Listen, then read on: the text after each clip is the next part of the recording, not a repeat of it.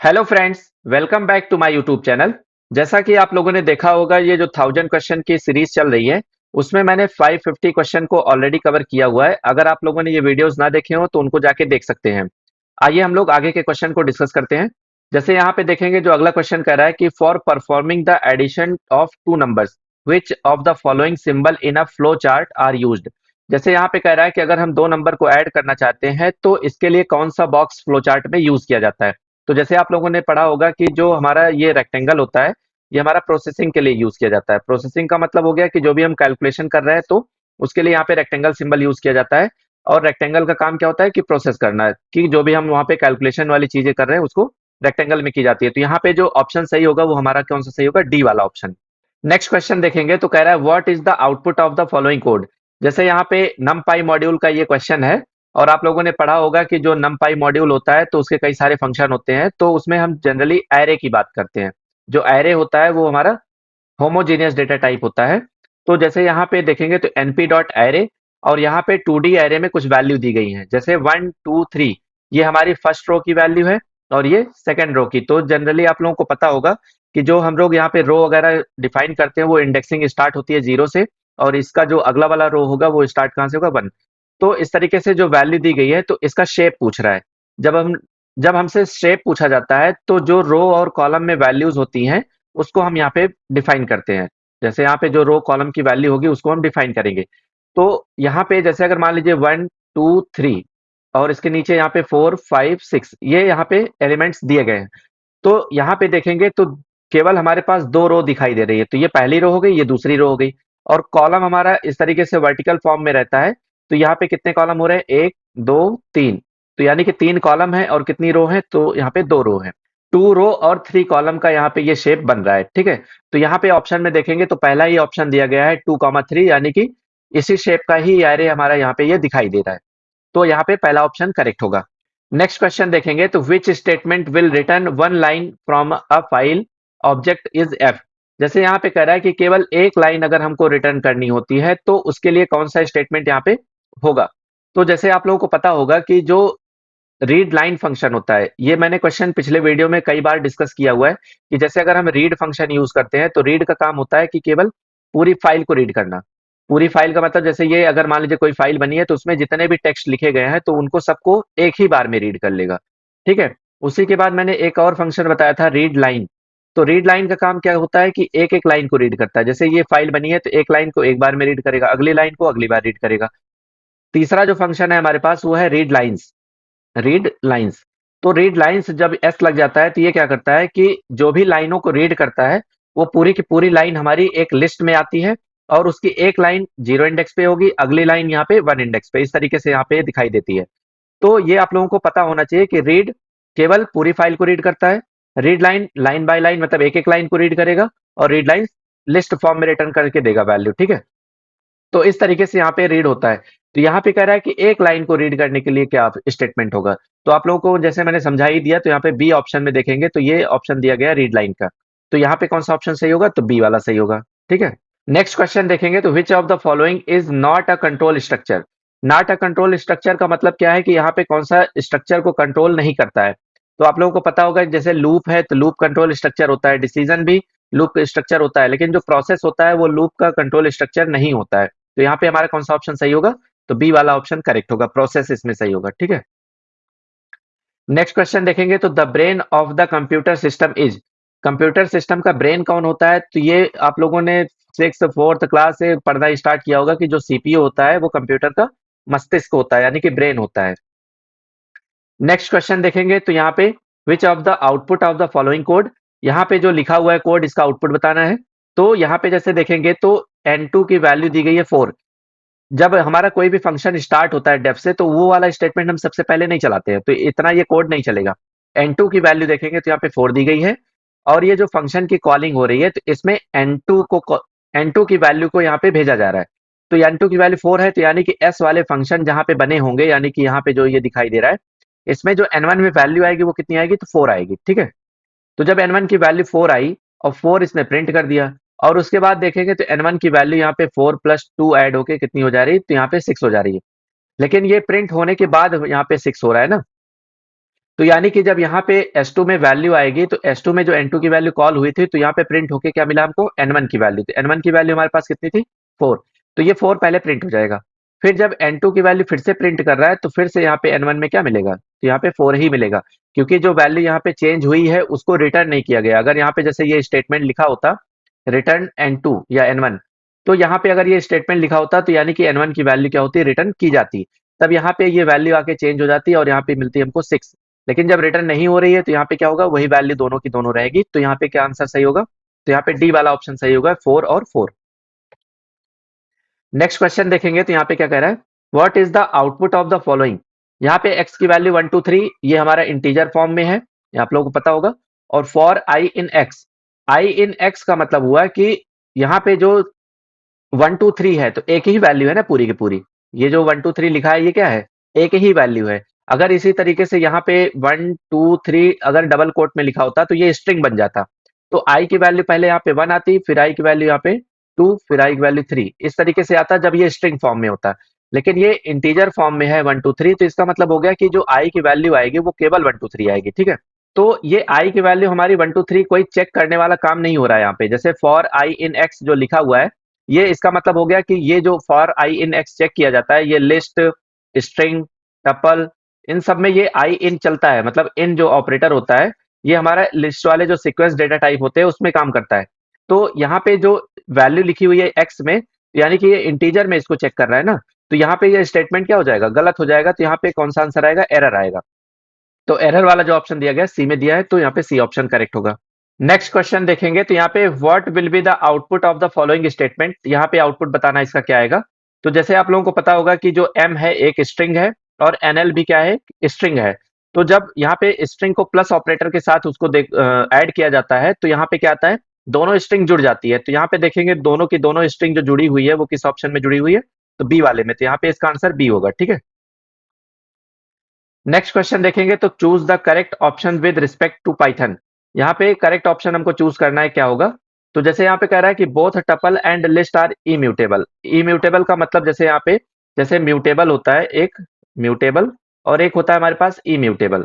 तो इन दोनों का मतलब क्या होता है कि जैसे म्यूटेबल का मतलब ये है कि उसकी वैल्यू हम चेंज कर सकते हैं। जैसे अगर एक लिस्ट बनी हुई है तो लिस्ट में अगर 1 2 3 इस तरीके से वैल्यू लिखी हुई है, और इसमें अगर हमसे कहता है कि यहाँ पे 2 वाले की वैल्यू चेंज करनी है, तो यानी कि L1 इक्वल टू 4 कर दो। तो ये लिस्ट की वैल्यू हम जब इस तरीके से लिखते हैं तो ये चेंज हो जाती है। तो इसको हम लोग बोलते हैं म्यूटेबल, ठीक है। और जो इम्यूटेबल होता है वो चेंज नहीं करता है वैल्यू, जैसे टपल होती है। तो जो टपल अगर मान लीजिए हमने कोई बनाया टपल इक्वल टू इस तरीके से 1 2 3, अगर यहाँ पे हम कहें कि टपल 1 की वैल्यू चेंज कर दे, तो यहाँ पे इस तरीके से टपल 1 इक्वल टू यहाँ पे 5 या 3 जो भी लिखना है। तो जब इस तरीके से लिखेंगे तो ये स्टेटमेंट रॉन्ग होगा, क्योंकि जो टपल होता है वो इम्यूटेबल होता है, मतलब उसकी वैल्यू हम चेंज नहीं कर सकते। तो जैसे यहाँ पे कह रहा है कि both tuple and list immutable, तो कह रहा है कि टपल और लिस्ट दोनों इम्यूटेबल होते हैं, तो ये ऑप्शन गलत होगा।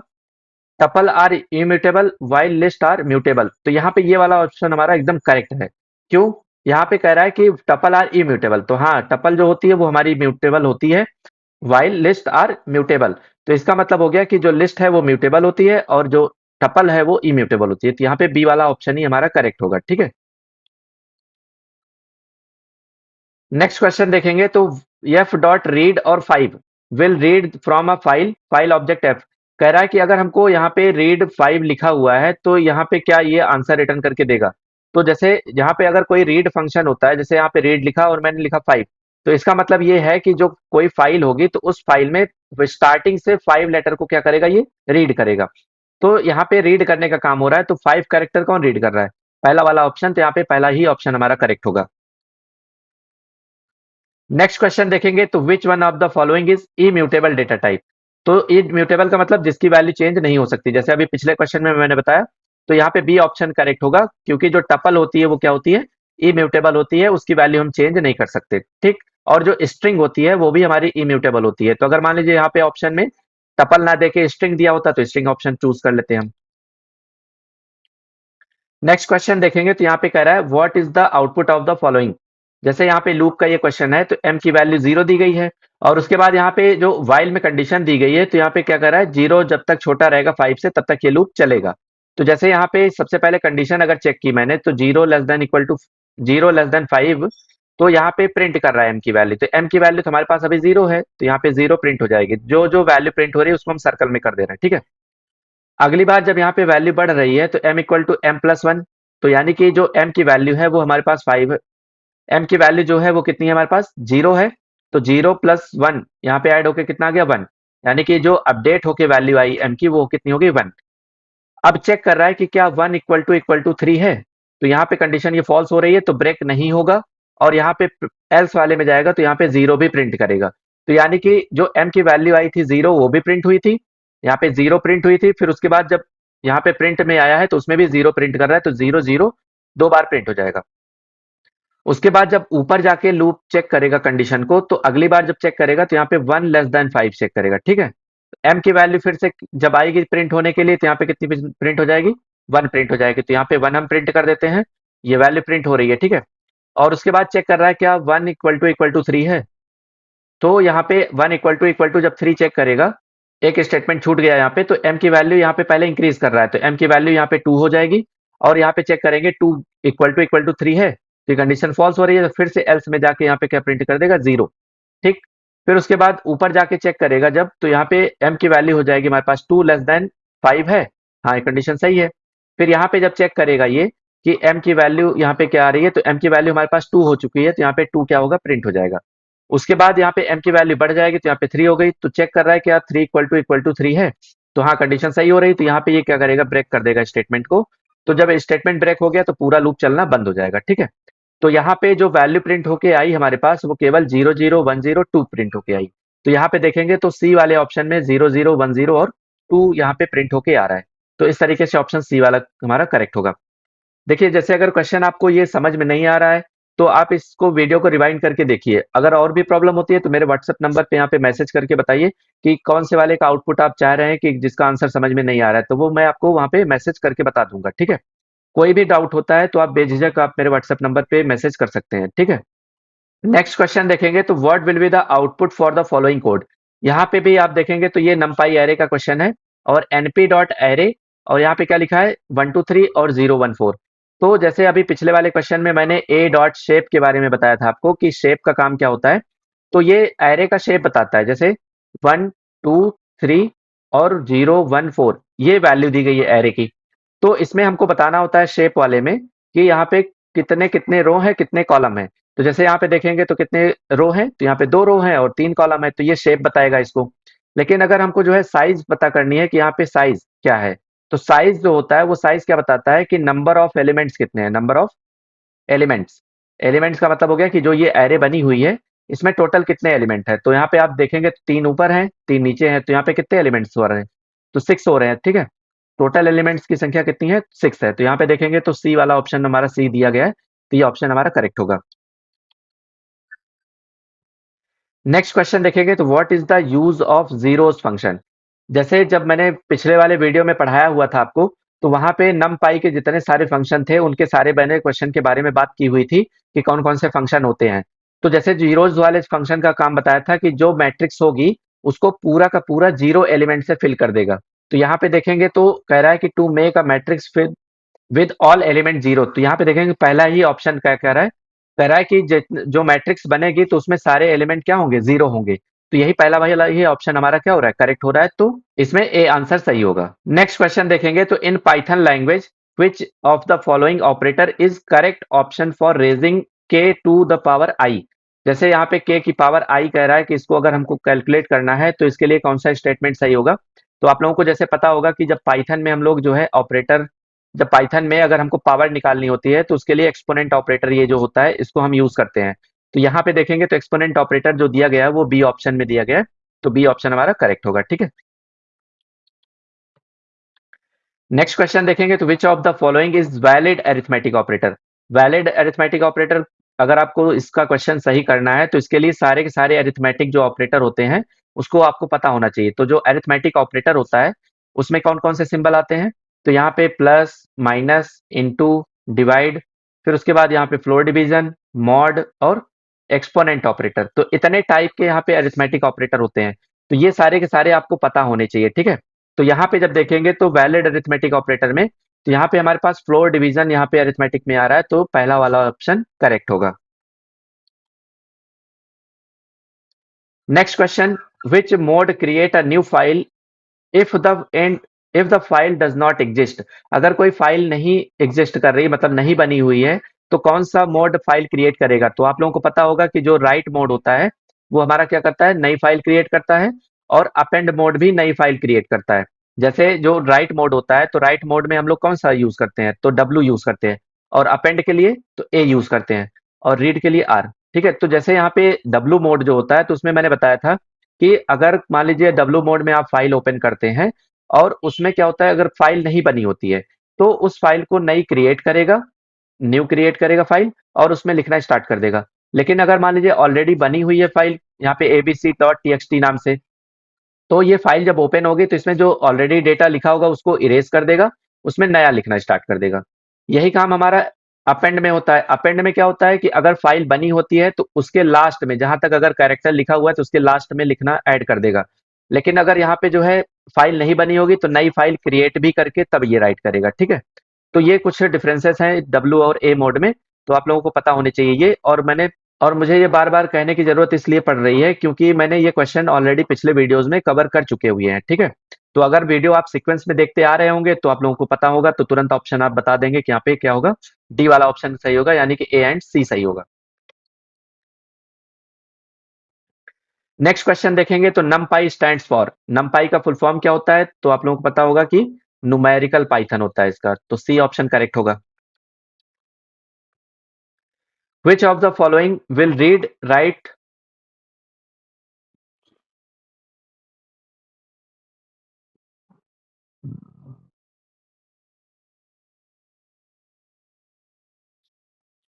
नेक्स्ट क्वेश्चन देखेंगे तो यहाँ पे 570 वाले में क्या कह रहा है, विच of the following will read entire content of file object F. अगर हमको पूरी की पूरी फाइल रीड करनी होगी तो हम कौन सा फंक्शन इसमें यूज करेंगे? तो आप लोगों को पता होगा कि यहाँ पे पहला ही फंक्शन दिया गया है एफ डॉट रीड्स। अब यहाँ पे देखेंगे तो रीड्स लिखा हुआ है, तो ये ऑप्शन हमारा इनकरेक्ट हो जाएगा, क्योंकि जो रीड जो फंक्शन होता है पूरी फाइल को रीड करने के लिए वो केवल रीड होता है। तो यहाँ पे कोई ऐसा ऑप्शन ही नहीं दिख रहा है, क्योंकि यहाँ पे अगर एफ डॉट रीड्स लिख देगा तो यहाँ पे क्या होगा, ये इनकरेक्ट हो जाएगा। तो कह रहा है कि फाइल ऑब्जेक्ट एफ वाले के लिए हमको बताना है, और यहाँ पे देखेंगे तो एफ डॉट रीड लिखा है लेकिन स्टार लगा है, तो स्टार का कोई मतलब नहीं होता है। यहाँ पे देखेंगे तो इसका ऑब्जेक्ट चेंज हो जा रहा है, तो टी डॉट रीड थोड़ी ना हमको करना है, यहाँ पे जो एफ ऑब्जेक्ट है उसके साथ हमको यूज करना है। तो यहाँ पे एस ऑप्शन में मिस्टेक हो गया है, यहाँ पे एस नहीं होगा, केवल एफ डॉट रीड होगा। तो जो रीड फंक्शन होता है वो पूरी फाइल को रीड करता है, तो ए वाला ऑप्शन हमारा करेक्ट होगा। नेक्स्ट क्वेश्चन देखेंगे तो इसका भी हमको आउटपुट बताना है। यहाँ पे n की वैल्यू 5 दी गई है, और n कह रहा है कि जब तक ग्रेटर रहेगा 0 से तब तक ये चलेगा। ठीक है, तो 5 ग्रेटर देन 0 तो है ही है, और जब तक ग्रेटर रहेगा तब तक ये लूप चलाना है। तो लूप का काम क्या होता है, बार बार उसको एग्जीक्यूट करते रहना जब तक कंडीशन फॉल्स नहीं हो जाती। तो n की वैल्यू जब माइनस किया यहाँ पे, और कितना माइनस हो रहा है, तो 1 माइनस हो रहा है। तो n की वैल्यू यहाँ पे जैसे 5 थी तो यहाँ पे कितनी हो गई, 1 माइनस होके 4, और चेक कर रहा है क्या 4 इक्वल टू 2 है। कंडीशन यहाँ पे अगर ये ट्रू होगी तो वैल्यू प्रिंट ना होके यहीं से ऊपर चल जाएगा ये, लेकिन अगर कंडीशन फॉल्स हो रही है तो ये वाली वैल्यू आके प्रिंट करता रहेगा। ठीक है, तो यहाँ पे जैसे n की वैल्यू जो प्रिंट होगी वो -1 हो गई है, तो यहाँ पे 4 प्रिंट हो जाएगी, तो यहाँ इधर लिख देते हैं हम लोग 4। और उसके बाद यहाँ पे फिर से जब कंडीशन चेक करना स्टार्ट करेगा तो अगली बार चेक करेगा क्या 4 ग्रेटर देन 0 है, हाँ सही है, और n की वैल्यू 1 माइनस हो जाएगी तो कितनी हो जाएगी 3, और यहाँ पे चेक करेगा 3 इक्वल टू 2 है, कंडीशन फॉल्स है तो यानी कि कंटिन्यू नहीं होगा, फिर n की वैल्यू जाके प्रिंट हो जाएगी 3। फिर उसके बाद यहाँ पे अगली बार जब चेक करेगा 3 ग्रेटर देन 0, तो एक वैल्यू फिर से माइनस होगी तो यहाँ पे 2 हो जाएगी, तो अब चेक करेगा 2 इक्वल टू 2 होगा, हाँ कंडीशन सही है। तो जब कंडीशन सही है तो ये वैल्यू 2 वाले पे प्रिंट नहीं होगी, यहीं से सीधा क्या होगा, ऊपर चला जाएगा अगली वाली कंडीशन को चेक करने के लिए। अगली बार जब चेक होगा तो यहाँ पे चेक करेगा 2 ग्रेटर देन 0, और n की वैल्यू जब माइनस होगी तो यहाँ पे हो जाएगी 1, और यहाँ पे चेक करेगा 1 इक्वल टू 2 है, तो नहीं ट्रू है, तो यहाँ पे क्या होगा, अब जाके ये वाली वैल्यू प्रिंट करेगा n की, तो यहाँ पे कितनी आएगी 1। जब यहाँ पे कंटिन्यू लगा होगा तो ये अपने आगे जो इसके नीचे वाले स्टेटमेंट रहते हैं उसको ये एग्जीक्यूट नहीं करता, वहीं से ही कंटिन्यू कर देता है। ठीक है, और अगर यहाँ पे ब्रेक लगा होता तो वहीं उसको टर्मिनेट कर देता। तो यहाँ पे और एक बार कंडीशन अभी चलेगी 1 ग्रेटर देन 0, हाँ कंडीशन सही है, तो यहाँ पे n की वैल्यू हो जाएगी 0, और चेक कर रहा है 1 इक्वल टू यहाँ पे 2 है, तो यहाँ पे क्या होगा, कंडीशन 0 इक्वल टू 2 चेक करेगा तो यहाँ पे कंडीशन फॉल्स हो जाएगी, n की वैल्यू जाके प्रिंट कर देगा 0। तो इस तरीके से सारी वैल्यू प्रिंट होके आ रही। एक कंडीशन और चेक कर लेते हैं, 0 ग्रेटर देन 0 होगा, नहीं, तो फॉल्स हो गई, तो पूरा लूप बंद हो गया। तो यहाँ पे वैल्यू क्या क्या प्रिंट होके आई, 4310, तो 4310 कहाँ दिया गया है, तो बी वाले ऑप्शन में दिया गया, तो बी ऑप्शन करेक्ट होगा। नेक्स्ट क्वेश्चन देखेंगे तो कह रहा है कि hierarchy in pseudo code can be shown by. अगर हमको कोई हायरार्की दिखानी होती है किसी कोड की, तो वहां पे जो है कौन सा इसके लिए ऑप्शन सही होगा, तो यहाँ पे इंडेंटेशन होगा। जैसे आप लोगों को पता होगा कि अगर हम जैसे किसी पार्ट में जैसे वाइल लिखा, तो वाइल में अगर हम कोई कंडीशन चेक कर रहे हैं तो उसके लिए जो कंडीशन फॉलो होनी चाहिए तो उसको स्टेटमेंट हम इस इंडेंट में लिखते हैं। लेकिन अगर वाइल के पार्ट के अगर नहीं है वो स्टेटमेंट, तो उसको हम यहाँ से लिखना स्टार्ट करते हैं। तो यहाँ पे इंडेंटेशन का बहुत बड़ा रोल होता है हमारे पाइथन में। ठीक है, तो यहाँ पे कौन सा ऑप्शन सही होगा, तो सी होगा। नेक्स्ट क्वेश्चन देखेंगे तो the sequence logic will not be used while. कह रहा है कि यहाँ पे सीक्वेंस में कौन सी लॉजिक नहीं यूज की जाएगी। ठीक है, तो यहाँ पे देखेंगे तो सब्ट्रैक्टिंग टू नंबर्स हो सकता है, कंपेयरिंग टू डेटा हो सकता है। यहाँ पे कह रहा है कि एडिंग टू नंबर्स। तो यहाँ पे जो सीक्वेंस होता है तो सीक्वेंस में हमारा एडिंग टू नंबर्स नहीं होता है, तो यहाँ पे डी ऑप्शन करेक्ट होगा। नेक्स्ट क्वेश्चन देखेंगे तो what type of data is. यहाँ पे जो ये एलिमेंट दिए गए हैं, इसमें नंबर्स दिए गए हैं, तो यहाँ पे ये क्या है, तो आप लोगों को पता होगा कि जो पैरेंथेसिस में वैल्यू लिखी होती है उसको हम लोग क्या बोलते हैं, इस तरीके से अगर वैल्यू लिखी होती है तो उसको बोलते हैं टपल। और जो हमारा स्क्वायर ब्रैकेट में रहता है तो उसको बोलते हैं लिस्ट। ठीक है, तो यहाँ पे देखेंगे तो लिस्ट के अंदर टपल्स हैं। तो यहाँ पे ऑप्शन देखेंगे तो लिस्ट ऑफ टपल्स, मतलब जो लिस्ट बनी हुई है वो एक टपल की लिस्ट है। ठीक है, तो यहाँ पे हमारा कौन सा ऑप्शन सही होगा, पहला वाला ही सही होगा। नेक्स्ट क्वेश्चन देखेंगे तो Python is written in. Python को किसमें लिखा गया है, तो हमारी सी लैंग्वेज में लिखी गई है पाइथन, तो यहाँ पे बी ऑप्शन करेक्ट होगा। नेक्स्ट क्वेश्चन देखेंगे तो what will be the output of the following code. तो यहाँ पे जैसे टपल वन, एक टपल दी गई है और कह रहा है कि टपल वन डॉट पॉप, और यहाँ पे टू। तो टपल में टू की वैल्यू को पॉप किया जा रहा है, यानी कि सबसे लास्ट वाली वैल्यू को। तो जब लास्ट वाली वैल्यू को हम यहाँ पे निकालना शुरू करेंगे तो ये हमारी एरर थ्रो कर देगा, क्योंकि जो टपल होती है तो उसमें किसी भी वैल्यू को ऐड या रिमूव नहीं किया जा सकता। इसलिए यहाँ पे क्या होगी, एरर जनरेट हो जाएगी। तो कौन सा ऑप्शन सही होगा, तो यहाँ पे डी ऑप्शन करेक्ट होगा। नेक्स्ट क्वेश्चन देखेंगे तो pictorial represent of an algorithm is called. जो पिक्टोरियल होता है, पिक्टोरियल का मतलब हो गया कि जो ग्राफिकल रिप्रेजेंटेशन होता है ना। पिक्टोरियल का मतलब जो ग्राफ बने होते हैं, पिक्चर जिसमें बनी होती है। अगर हमको एल्गोरिथम दिखानी होती है तो पिक्टोरियल मतलब पिक्चर फॉर्म में, उसके लिए हम लोग क्या यूज करते हैं, तो उसको हम लोग बोलते हैं फ्लो चार्ट। उसको क्या बोलते हैं, फ्लो चार्ट। जैसे फ्लो चार्ट आप लोगों ने पढ़ा होगा तो उसमें सारे के सारे सिंबल्स होते हैं, जैसे ये प्रोसेसिंग का हो गया, ये हमारा इनपुट आउटपुट का हो गया पैरेललोग्राम, ये स्टार्ट स्टॉप का हो गया, है ना। इस तरीके से आपको सिंबल सारे पता होंगे। तो यहाँ पे कह रहा है कि पिक्टोरियल रिप्रेजेंटेशन मतलब पिक्चर फॉर्म का जो रिप्रेजेंटेशन होता है, तो वो कौन सा ऑप्शन हमारा होगा, तो सी होगा, फ्लो चार्ट। नेक्स्ट क्वेश्चन देखेंगे तो what will be the output of the following Python code. यहाँ पे पाइथन कोड का आउटपुट बताना है। तो जैसे आप लोगों को पता होगा ये भी एक फंक्शन है, तो यहाँ से जो वैल्यू दी गई है यहाँ तक, इसको हम नहीं चलाएंगे। सबसे पहले ये एग्जीक्यूट होगा, तो जब ये पहला एग्जीक्यूट होगा तो इसमें ए बी की वैल्यू जो आ रही है वो जेड आ रही है और एन की वैल्यू थ्री आ रही है। ठीक है, यहाँ पे बी की वैल्यू जो है वो क्या है, जेड है, और जो यहाँ पे एन की वैल्यू है वो क्या है, यहाँ पे थ्री है। तो इसको यहाँ पे फंक्शन के अंदर जब चलाना स्टार्ट करेगा, तो कह रहा है कि एन की वैल्यू जब तक जीरो से ग्रेटर रहेगी तब तक ये लूप चलेगा। तो यहाँ पे कंडीशन जब मैंने चेक किया थ्री ग्रेटर देन जीरो है, तो हाँ सही है। तो बी की वैल्यू प्रिंट कर रहा है, तो बी की वैल्यू हमारे पास कितनी है, जेड। तो जेड यहाँ पे हम प्रिंट कर लेते हैं एक बार, ये जेड प्रिंट हो जाएगा। उसके बाद जब यहाँ पे बी की वैल्यू प्रिंट हो गई तो उसके बाद एन की वैल्यू माइनस हो जा रही है, कितनी, वन। तो एन की वैल्यू में जब माइनस वन कर देंगे तो अभी हमारे पास एन की वैल्यू थ्री है, तो थ्री माइनस वन हो जाएगा टू। ठीक है, फिर ऊपर जब जाके लूप चलेगा तो अब कंडीशन क्या चेक करेगा कि टू ग्रेटर देन जीरो है। तो ये कंडीशन जब हम चेक करना स्टार्ट करेंगे तो यहाँ पे देखेंगे तो ये कंडीशन हमारी ट्रू है। और इसके बाद जब ये प्रिंट करेगा बी की वैल्यू, तो बी की वैल्यू हमारे पास कितनी है, तो जेड। एक बार और जेड प्रिंट हो जाएगा। ठीक है, और उसके बाद जब यहाँ पे फिर से लूप एन की वैल्यू माइनस होगी तो एन की वैल्यू हमारे पास हो गई वन, और चेक करेगा वन ग्रेटर देन जीरो, ये भी कंडीशन सही है। तो यहाँ पे एन की वैल्यू, यहाँ पे फिर बी की वैल्यू प्रिंट हो जाएगी, तो तीसरी बार हमारा जेड प्रिंट हो जाएगा, क्योंकि तीसरी बार ये लूप चल रहा है। फिर उसके बाद यहाँ पे जब चलना स्टार्ट होगा तो यहाँ पे कितना हो जाएगा, एन इक्वल टू जीरो। तो जीरो ग्रेटर देन जीरो होगा, तो कंडीशन फॉल्स हो गई। तो यानी कि जेड जो प्रिंट होगा वो तीन बार प्रिंट होके आएगा, तो यानी कि हमारा पहला ऑप्शन करेक्ट होगा इसमें। यहाँ पे देखेंगे अगला क्वेश्चन क्या कह रहा है कि the connector symbol for flow chart. जो कनेक्टर सिंबल होता है फ्लो चार्ट में उसका क्या यूज होता है, उसके लिए फ्लो चार्ट में क्या यूज किया जाता है। तो यहाँ पे आपको पता होगा कि जो कनेक्टर होता है वो सर्कल से कनेक्ट किया जाता है, तो पहला ही ऑप्शन हमारा करेक्ट होगा। नेक्स्ट क्वेश्चन देखेंगे तो what is variable defined outside a function referred to as. जैसे यहाँ पे जो फंक्शन बना होता है, जैसे डेफ से अगर मान लीजिए हमने सम फंक्शन बनाया हुआ है और इसके अंदर कोई वेरिएबल बनाया ए बी सी इस तरीके से, और उसके बाद यहाँ पे इसको हम कॉल कर रहे हैं सम, ठीक है। तो इसके बाहर कह रहा है किसी फंक्शन के बाहर जो वेरिएबल बने होते हैं, मान लीजिए x equal to 10 y equal to 30 इस तरीके से लिखा है, तो इन सारे वेरिएबल्स को हम लोग बोलते हैं ग्लोबल वेरिएबल। इसको क्या बोलते हैं? Global variable.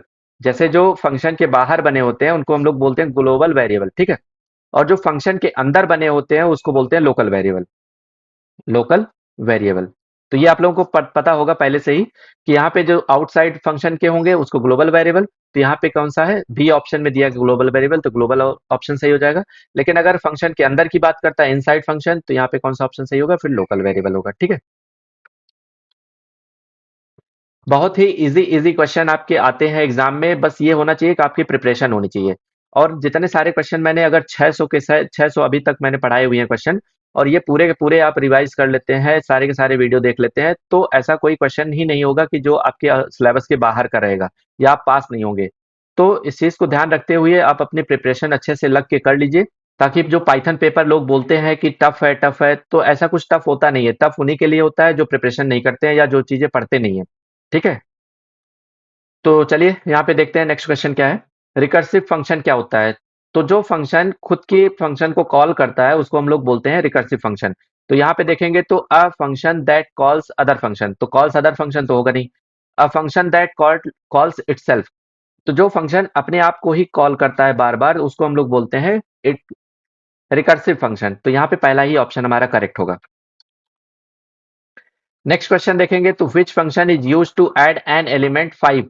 कह रहा है कि 5 एलिमेंट को अगर हमको ऐड करना होगा लिस्ट में, तो उसके लिए कौन सा स्टेटमेंट सही होगा। तो आप लोगों को पता होगा कि एक हमारे पास फंक्शन होता है अपेंड। तो अपेंड क्या करता है कि लिस्ट में जब भी वैल्यू ऐड करनी होती है तो उसके लिए अपेंड फंक्शन यूज किया जाता है। तो यहाँ पे सी ऑप्शन करेक्ट होगा। नेक्स्ट क्वेश्चन देखेंगे तो यहाँ पे what will be the output for the following code. जैसे ये numpy एरे मॉड्यूल का क्वेश्चन है, तो यहाँ पे देखेंगे तो np डॉट एरे एक एरे क्रिएट की जा रही है और इस एरे में +1 किया जा रहा है। तो +1 का मतलब हो गया कि जो एरे ये बनी हुई है उसमें हर एक एलिमेंट में +1 ऐड कर दिया जाएगा। तो जो एक नई एरे आएगी तो यहाँ पे जैसे 1 + 1 ऐड हो गया 2 आ गया, 2 + 1 3 हो जाएगा, इस तरीके से 4 और यहाँ पे कितना हो जाएगा 6 और यहाँ पे 9। तो ये एक नई एरे बन के आ जाएगी, ठीक है। और इस एरे में कह रहा है कि 1 इंडेक्स की वैल्यू क्या है, तो 0 इंडेक्स ये है 1, तो 1 वाले पे वैल्यू क्या दी गई है, तो यहाँ पे 1 वाले पे दी गई वैल्यू 3, तो यहाँ पे 3 वाला ऑप्शन हमारा यानी कि डी ऑप्शन करेक्ट होगा, ठीक है। नेक्स्ट क्वेश्चन देखेंगे तो विच format binary file contains information. जो हमारा बाइनरी फाइल होता है वो कौन से फॉर्मेट में वैल्यू को स्टोर करता है। तो आप लोगों को पता होगा कि यहाँ पे जो डेटा होता है वो हमारा सेम डेटा, बाइनरी वाला जो डेटा होता है वो सेम हमारा मेमोरी में जाके सेव हो जाता है। तो यानी कि same format in which the data is held in memory, मतलब मेमोरी में वैसे का वैसे ही जाके स्टोर हो जाता है। तो बी वाला ऑप्शन हमारा यहाँ पे करेक्ट होगा, ठीक है। नेक्स्ट क्वेश्चन देखेंगे तो यहाँ पे क्या कह रहा है, the correct extension of Python file. जो पाइथन फाइल का करेक्ट एक्सटेंशन होता है वो क्या होता है, तो डॉट पाई होता है, यानी कि पहला ऑप्शन करेक्ट होगा। नेक्स्ट क्वेश्चन देखेंगे तो यहाँ पे क्या कह रहा है कि debugging is the process of fixing in the software. जो डीबग होता है, जैसे आप लोगों को पता होगा कि बग मीन्स होती है एरर, और उस बग को जब हम उसको सॉल्व करते हैं, मतलब प्रॉब्लम को ढूंढते हैं, तो उसको हम लोग क्या बोलते हैं, तो उसको बोलते हैं डीबग। यहाँ पे कौन सा ऑप्शन सही होगा, सी बग। मतलब हम जब कोई हमारे प्रोग्राम में बग होती है तो उसको हम वहां पे सही करते हैं। नेक्स्ट क्वेश्चन देखेंगे तो which of the following will delete the key value pair for की टाइगर। अगर टाइगर नाम की जो की होगी, अगर उसकी की वैल्यू पेयर में वैल्यू डिलीट करनी होगी, तो यहाँ पे उसके लिए कौन सा ऑप्शन करेक्ट होगा। तो आप लोगों को पता होगा कि जैसे अगर हम किसी भी एलिमेंट को डिलीट करते हैं तो उसके लिए डेल कीवर्ड का यूज किया जाता है, चाहे वो लिस्ट का हो, टपल का हो या डिक्शनरी का हो। तो इसमें देखेंगे तो जो डेल है वो हमारा दो ऑप्शन में दिखाई दे रहा है, ये दोनों में तो ऑप्शन होगा ही नहीं। यहाँ पे देखेंगे तो डेल डिक, मतलब डिक नाम की एक जो है डिक्शनरी है, उसमें टाइगर की को डिलीट किया जा रहा है। तो यहाँ पे देखेंगे तो पहला ही ऑप्शन हमारा करेक्ट हो रहा है। और इसमें देखेंगे तो डेल डिक टाइगर लिखा हुआ है, तो इस तरीके से सिंटैक्स इसका नहीं होता है। तो चौथा ऑप्शन ना होके हमारा कौन सा ऑप्शन सही होगा, तो पहला वाला सही होगा। नेक्स्ट क्वेश्चन देखेंगे तो what will be the output of the following Python code. जैसे यहाँ पे D1 एक डिक्शनरी बनी हुई है और इसमें ABC की वैल्यू 5, DEF की वैल्यू 6 और GHI की वैल्यू 7, ये इस तरीके से अलग अलग की वैल्यू दी गई है। और इसमें कह रहा है कि D1 0, तो यहाँ पे जब देखेंगे तो 0 कोई नाम की तो है नहीं। जैसे यहाँ पे जो बीच में लिखा जाता है स्क्वायर ब्रैकेट के अंदर, वो की वैल्यू लिखी जाती है ना, कि यहाँ पे उस की पे क्या है, तो D1 की जो 0 की दी गई है उस पे तो कुछ है ही नहीं, तो यहाँ पे एरर आ जाएगी मतलब। और एरर किस टाइप की होती है तो उसको बोलते हैं की एरर। की एरर तब आती है जब कोई की एग्जिस्ट नहीं करती है, ठीक है। नेक्स्ट क्वेश्चन देखेंगे तो which of the following is used to define a block code in Python language. अगर हम किसी ब्लॉक में कोड को लिखते हैं तो उसके लिए यहाँ पे उसको क्या बोलते हैं, तो इंडेंटेशन। ये क्वेश्चन अभी आया हुआ था, मैंने बताया था कि अगर हम जैसे वाइल लिखे हुए हैं और वाइल में कोई कंडीशन दी गई है, तो उस कंडीशन से रिलेटेड जो स्टेटमेंट होते हैं तो इसको हम लोग बोलते हैं इंडेंट, मतलब इंडेंट में लिखा हुआ है ना ये। तो यहाँ पे ऑप्शन हमारा सही होगा इंडेंटेशन, यानी कि बी।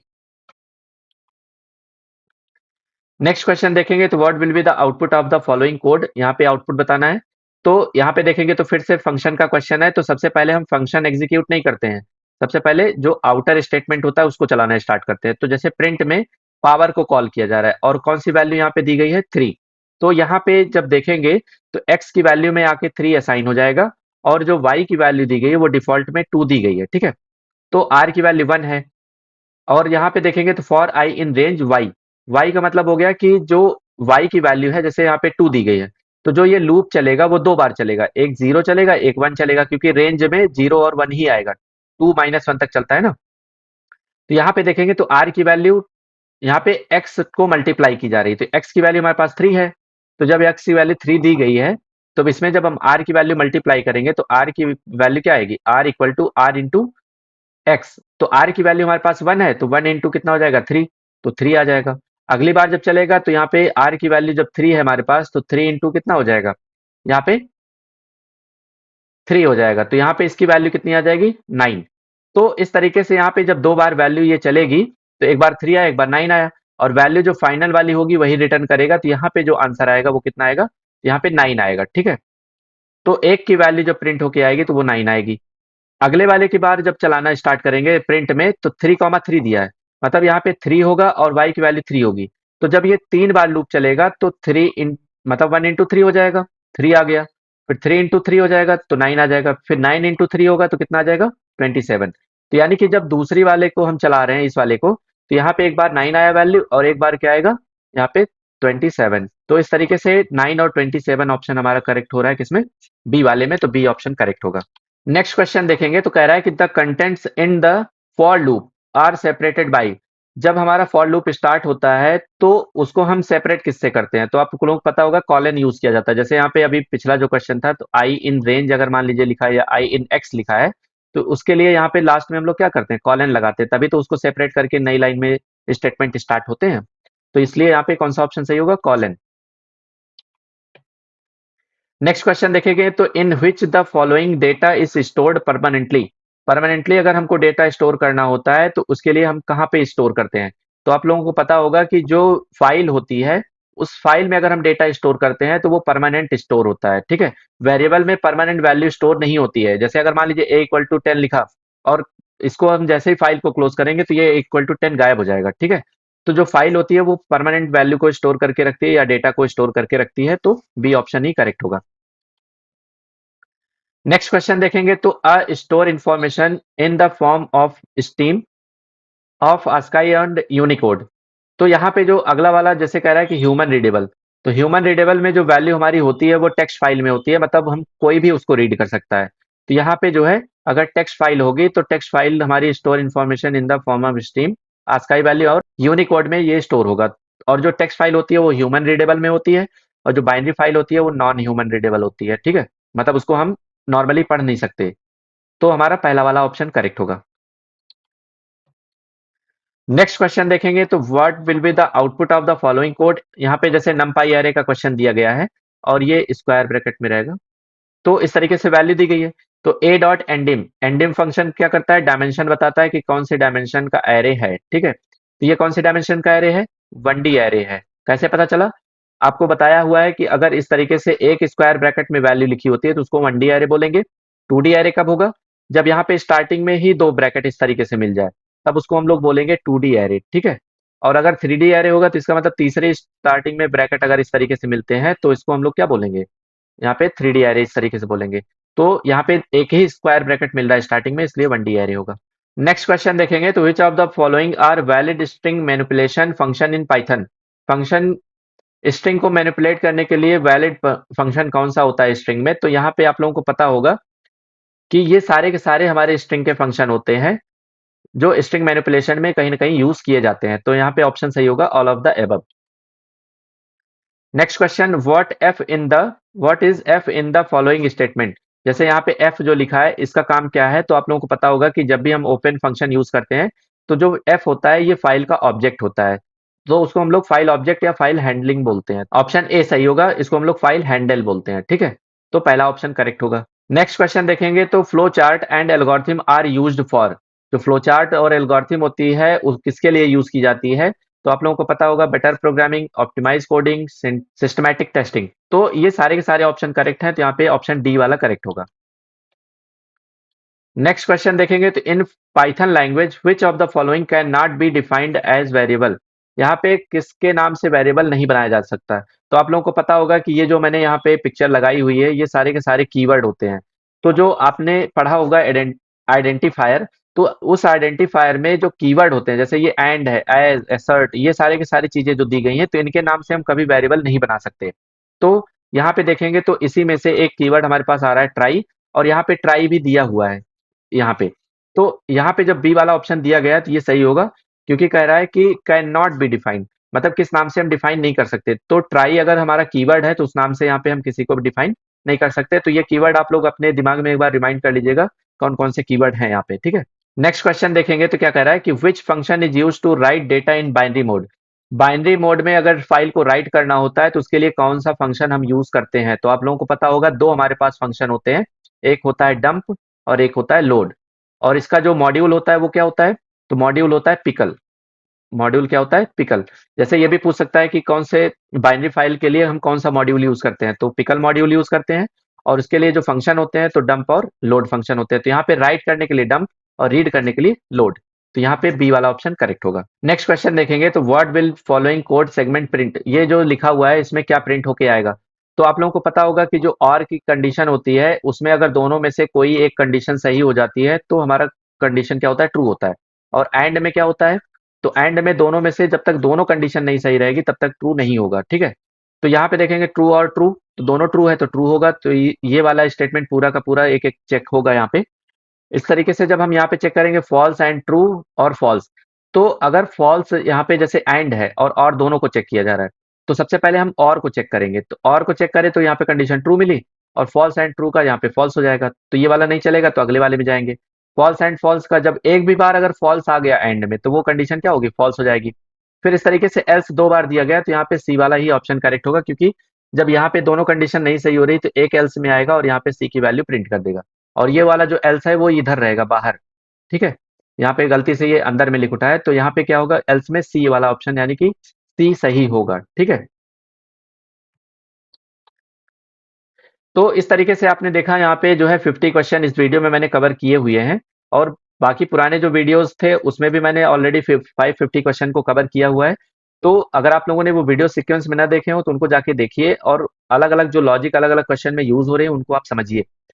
ठीक है, तो यहाँ तक आप लोगों ने वीडियो देखा ही है, तो मैंने एक बार भी नहीं कहा कि आप वीडियो को लाइक कर दीजिए। तो वीडियो अगर आप देख लेते हैं, क्वेश्चन समझ में आ रहे हैं, तो आप अपने आप से लाइक कर दिया कीजिए। ठीक है, चलिए मिलते हैं नेक्स्ट वीडियो में। Thank you.